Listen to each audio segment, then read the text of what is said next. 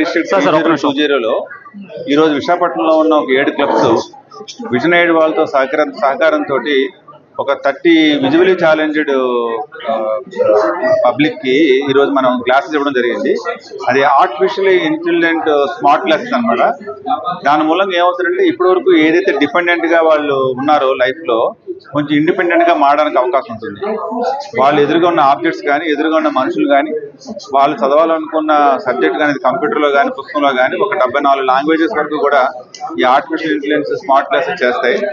ఈ క్లాసెస్ ఏదైతే ఉన్నాయో దానికి ప్రీ రిక్విజిట్ ఏంటంటే వాళ్ళకి ఇది యాప్ బేస్డ్ కాబట్టి వాళ్ళకి స్మార్ట్ ఫోన్ ఉండాలి.